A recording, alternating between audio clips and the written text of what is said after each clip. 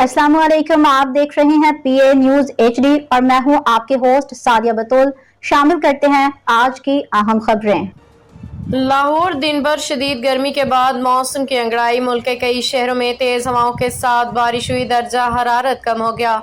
इस्लामाबाद में गर्दालूद हवाओं के साथ बारिश, गर्मी का जोर टूट गया। लाहौर समेत पंजाब के कई शहरों में तेज हवाओं का राज रहा।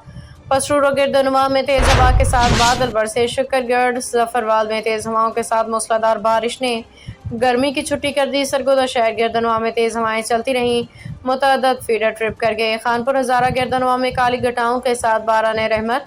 करक में भी तेज हवाओं के साथ बादल बरसे। दिन भर मुल्क के बेशतर इलाकों में सूरज आग बरसाता रहा।